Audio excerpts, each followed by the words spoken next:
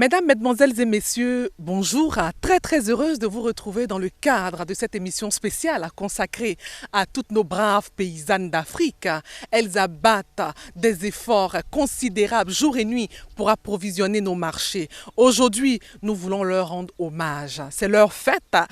Où qu'elles soient, l'Agence pour la valorisation de l'agriculture leur rend hommage. Ça se passe de commentaires, c'est à suivre. L'agriculture, pilier de l'économie ivoirienne, est très souvent vue comme le métier principal des hommes en général. Rares sont les occasions où on présente la femme comme celle-là même qui occupe la place prépondérante dans ce métier. C'est ce paradoxe que Soro Maïmouna, présidente des Amazones, veut rétablir en organisant la fête des mères en milieu rural.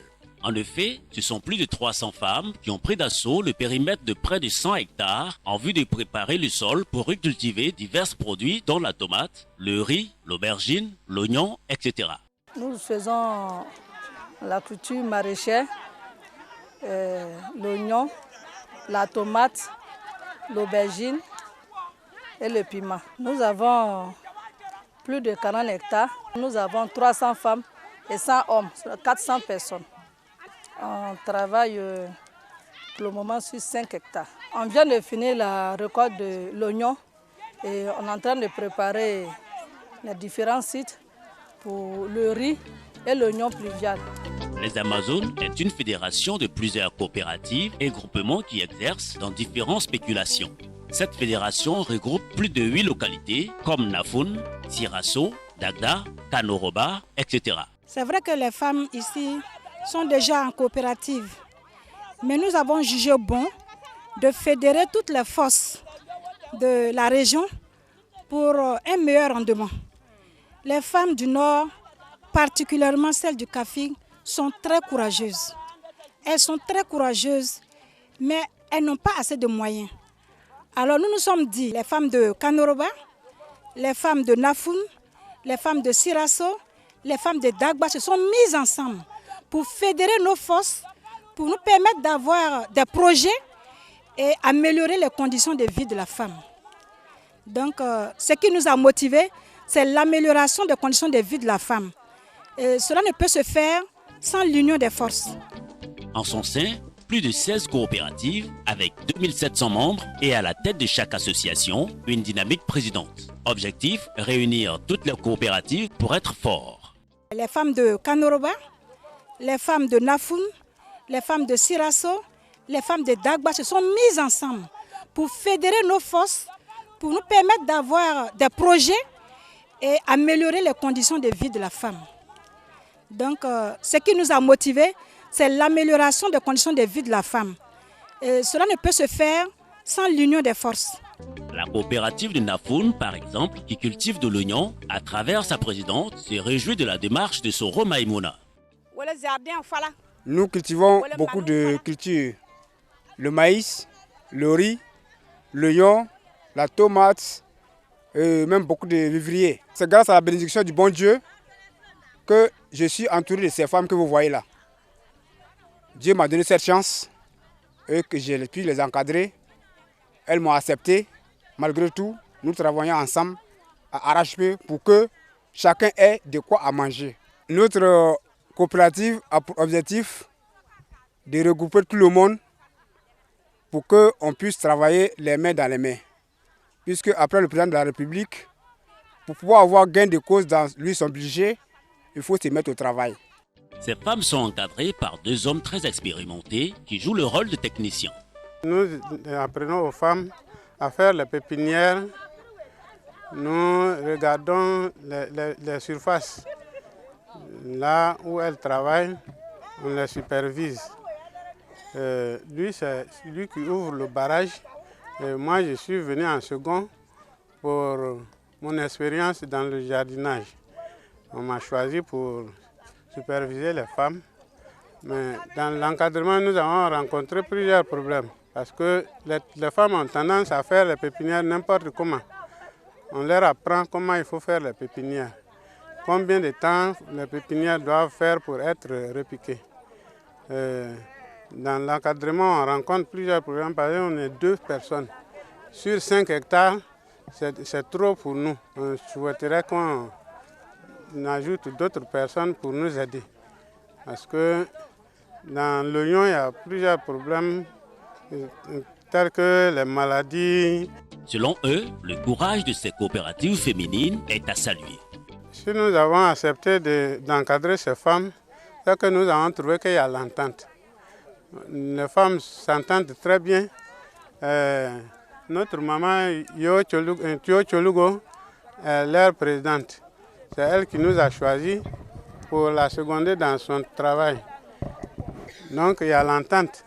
À chaque fois que nous demandons quelque chose, les femmes le font si bien.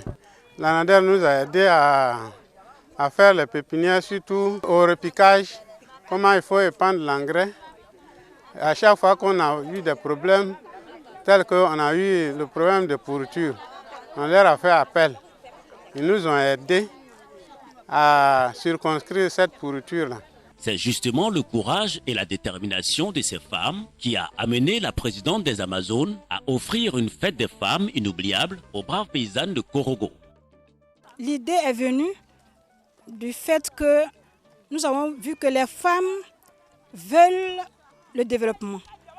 Et nous sommes venus les voir, nous avons essayé de les sensibiliser, elles ont été très compréhensives. Pour cela, nous avons essayé de les célébrer, pour les encourager à persévérer dans cette perspective d'union. Sans l'union, nous ne pouvons pas parvenir à grand chose. C'est pour cette raison que nous les avons célébrés.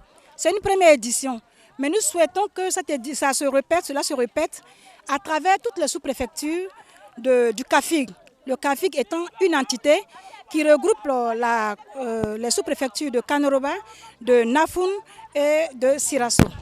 C'est une manière à elles de leur rendre hommage et surtout les encourager à persévérer dans ce qu'elles font. Notre difficulté, nous travaillons manuellement et ce qui nous fatigue beaucoup.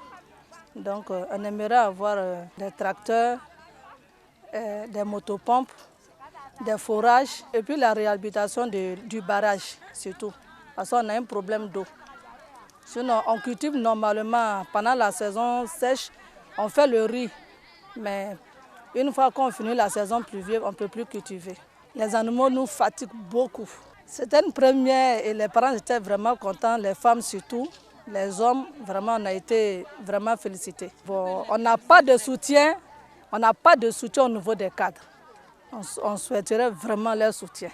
Jusque-là, on s'arrange nous-mêmes pour avoir les fonds et pour pouvoir travailler. Il y a la marraine qui nous aide beaucoup. Madame Aouti. Vous avez vu ces parcelles-là, c'est une très grande parcelle.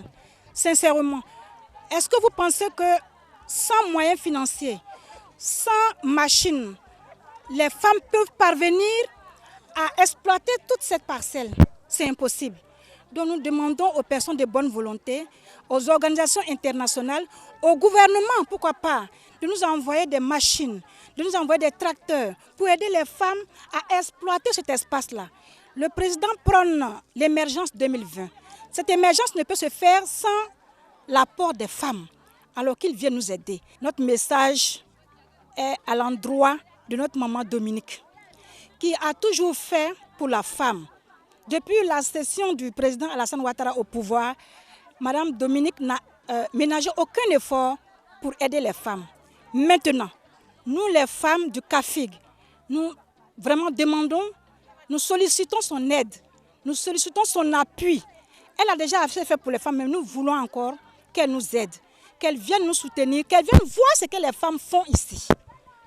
Les femmes du CAFIG sont prêtes à faire de grandes choses. Elles peuvent, mais nous n'avons pas de moyens financiers. Si elle peut nous aider avec des tracteurs, si elle peut nous aider avec des machines, si elle peut nous aider avec des semences, des intrants, la femme a beaucoup de potentialités au niveau du CAFIG. Elle est prête, elle est courageuse, elle est vaillante. Les femmes sont rentrées chez elles très satisfaites, avec chacune un cadeau en guise de souvenir. Les hommes qui sont venus les accompagner se félicitent de l'initiative. Aujourd'hui, c'est une cérémonie des femmes. À Nafoun, nos femmes, elles sont dévouées. Alors nous lançons un appel. S'il y a des ONG, si le gouvernement peut venir en aide à nos femmes, elles ont la volonté, elles ont le courage, elles sont organisées. Alors je pense que ce n'est pas seulement en milieu urbain que les femmes sont honorées, même en milieu rural. La preuve, aujourd'hui, elles sont là, mais nous pensons que nos femmes méritent d'être soutenues ici au village. Elles vont aussi manifester la fête des mères.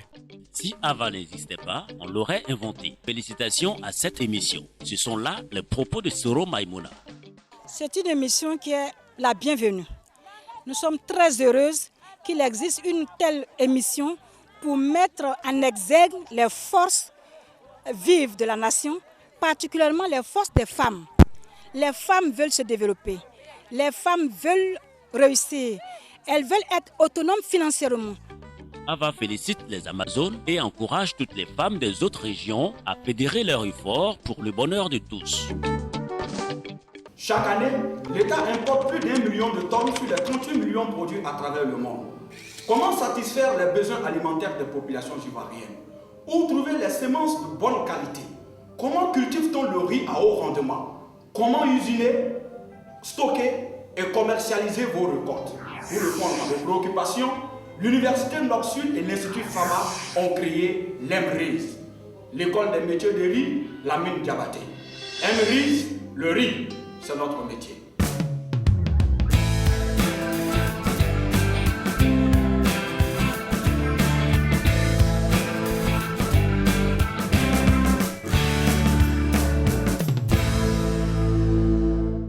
La terre ne trahit jamais.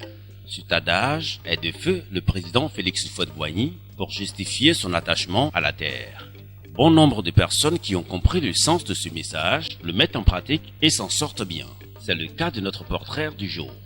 En effet, Nguy Saint-Paul, président de Coproris Yamsokro, est amoureux de l'agriculture en général et de la riziculture en particulier. Connu comme le plus grand producteur de riz dans la région du Bélier et même voire en Côte d'Ivoire, Nguy Saint-Paul parle fièrement de son parcours agricole. Je suis venu à l'agriculture parce que c'est ce que mes parents m'ont appris le mieux. C'est vrai, on est parti à l'école, mais ce que nos parents nous ont appris de mieux, c'était l'agriculture. Parce que très petits, nos parents nous amenaient au champ. Et puisqu'ils étaient agriculteurs, on trouvait facilement à manger. Donc j'ai compris que de tout ce que l'homme cherche sur la terre, c'est la nourriture qui est la première chose que la personne cherche. J'ai décidé d'être plus proche de la nourriture, c'est-à-dire produire moi-même ce que je mange et nourrir d'autres personnes. Le président Houphouët-Boigny disait que la terre ne trahit jamais. Cela est très vrai parce que moi j'ai fait l'expérience. Ce que vous donnez à la terre vous rend ça au centuple, voire 1000 fois ce que vous lui donnez. Je peux vous donner un exemple très simple. Pour produire 1 hectare de riz, j'utilise 10 kg de 8 à 9. Et quand mon hectare a bien réussi, je vais jusqu'à 7 tonnes et demie. Alors si vous faites la proportion, vous allez voir que la terre multiplie 2 fois par 100, voire par 1000 ce que vous mettez dans la terre. La terre ne trahit jamais. Si la terre ne trahit jamais, ça veut dire que je suis très satisfait du travail que j'ai fait.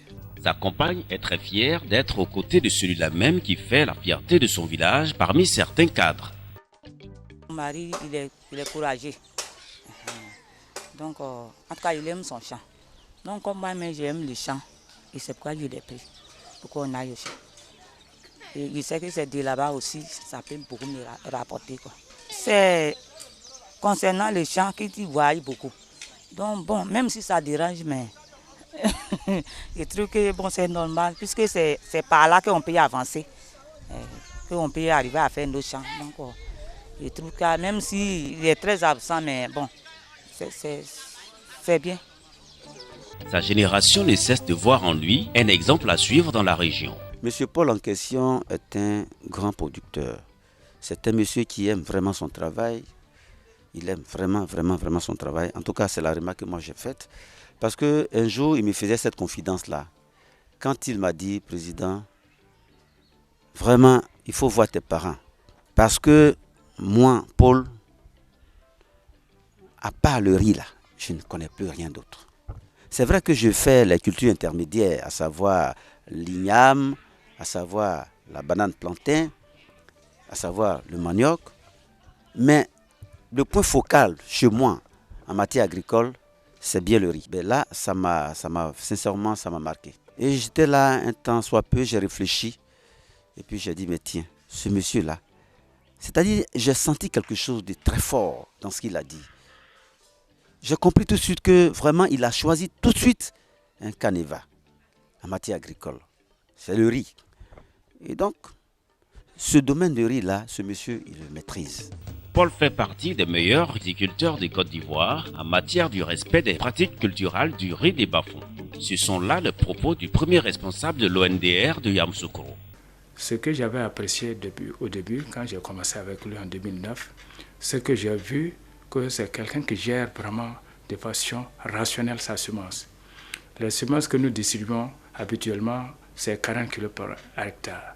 Or, lui, depuis que je le connais, 2009, il avait été déjà formé aux techniques culturelles pour utiliser la semence à 10 kg.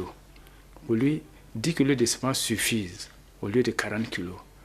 Un riziculteur qui utilise la semence de façon rationnelle, comme ça, c'est que c'est un bon paysan, qui met en valeur vraiment toutes les formations qu'il a reçues.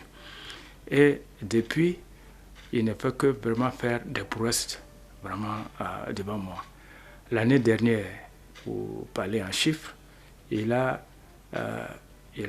emblavé 6 hectares. Et sur ces 6 hectares, il a fourni dans un premier temps 15 tonnes de semences et en deuxième temps 45 tonnes de semences parce qu'il fait 2 cycles par an. Donc voyez-vous que de 15 tonnes et puis passer après à 45 tonnes, c'est déjà un bond en avant. Et ça, c'est un paysan qu'il faut suivre de près, qu'il faut vraiment aider, qu'il faut épauler. Pour Paul, l'agriculture est primordiale dans la vie de tout un chacun car il est au commencement et à la fin de toute chose. Puisque tout le monde mange le riz en Côte d'Ivoire et dans la sous-région et dans le monde entier, mon souhait serait qu'on ait suffisamment de moyens pour que la riziculture nourrisse son homme.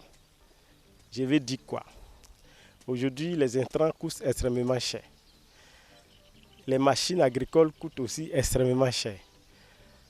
Alors, quand nous produisons, c'est vrai, on réussit à subvenir à nos besoins, mais si tous ces paramètres-là étaient maîtrisés, on pouvait faire mieux.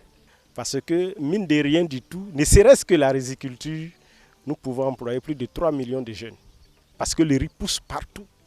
Les statistiques montrent que 70% des terres cultivables se trouvent en Afrique. Aujourd'hui, les Blancs même savent que c'est l'Afrique qui doit nourrir le monde ici, l'an 2050, à partir de 2050. Maintenant, nous qui sommes concernés, je pense que nous devrons prendre le devant. Donc, je sais que l'agriculture est la seule activité qui a un avenir assuré. Donc, si je dois encourager quelqu'un à embrasser une carrière, c'est l'agriculture. Et comme je le dis très souvent, de tous les métiers, seule l'agriculture est incontournable. Mes remerciements vont à l'encontre de l'État. C'est vrai que jusque-là, ce que nous demandons, nous n'avons pas tout eu, mais de temps en temps, ils font quelques gestes. Je les remercie et je leur demande de faire plus. Je remercie aussi la presse parce qu'ils ont commencé à prendre conscience que ceux qui vont au champ sont des gens qu'il faut tenir compte, et principalement l'agence AVA, l'agence de valorisation de l'agriculture, qui chaque fois sont avec nous au champ. Et j'aimerais que d'autres organes en fassent de même. Parce que c'est ce que les jeunes regardent de façon constante, qui modèlent leur pensée et qui déterminent leur façon d'agir. Aujourd'hui, contrairement à ce que beaucoup de jeunes pensent, c'est ceux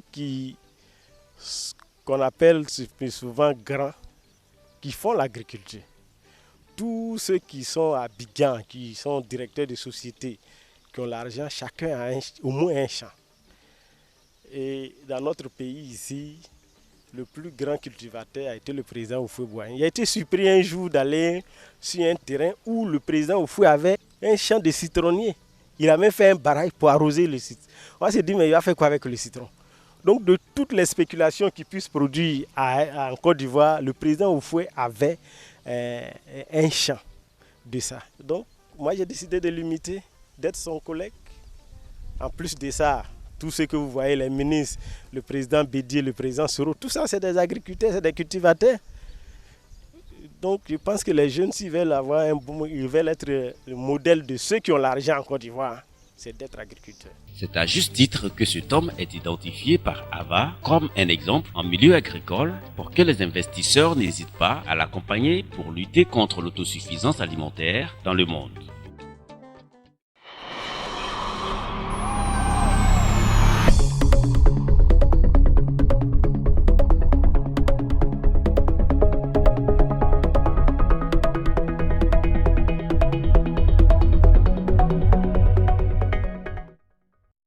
Dans l'optique de développer le métier de la charcuterie en Côte d'Ivoire, une formation s'est tenue sur 3 jours dans les locaux de la Société ivoirienne d'abattage et de charcuterie, SIVAC, autour du thème « Formation des 30 jeunes au métier de la charcuterie, salaison ».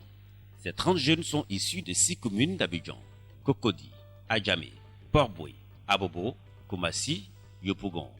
La formation a été assurée en partenariat avec l'ONG WISH, une ONG américaine basée aux États-Unis, d'où la présence fort remarquée d'un membre de l'ambassade des États-Unis.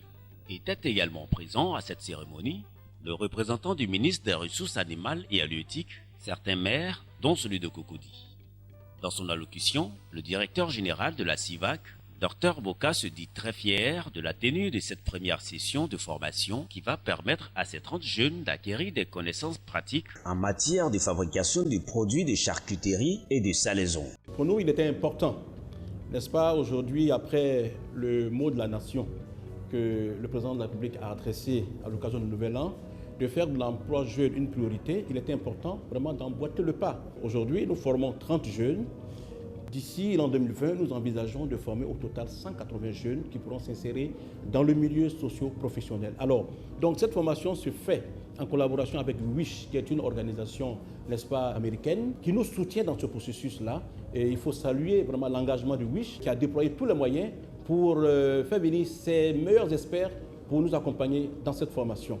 Pour clore la série des allocutions, Dr Meïté Zoumana, directeur de cabinet représentant le ministre des Ressources animales et halieutiques, affirme que l'intérêt de cette formation est d'occuper la jeunesse pour leur permettre de s'insérer dans le tissu économique et social et a promis des financements conséquents pour leur installation. Une visite des locaux de la SIVAC a eu lieu. La formation, qui comporte une phase théorique et une phase pratique, a été présentée par Dr Sinéclair Valérie, vétérinaire qualiticien. Il a montré tous les aspects à tenir pour être un excellent charcutier. À sa suite, Marcus Hamilton a exposé sur le bienfait du soja et comment utiliser la farine de soja dans la préparation des saucisses, jambon, pâtés et boulettes. La cérémonie de clôture fut marquée par la présence du directeur des ressources humaines du ministère des Ressources animales et halieutiques. Il a prodigué de sages conseils à ces jeunes et les a exhortés au travail. Après les mots de remerciement du DG de la SIVAC au ministère des Ressources animales et halieutiques et aux partenaires, les participants ont eu droit à des diplômes.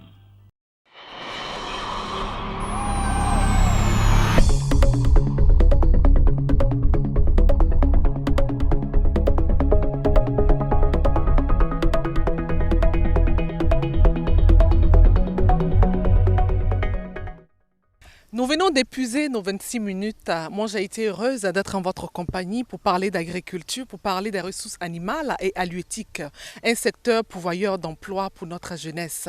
Que Dieu bénisse toutes nos braves paysannes, tous nos braves paysans d'Afrique. Pour tous vos avis et suggestions, vous pouvez nous contacter à l'adresse qui s'affiche au bas de votre petit écran.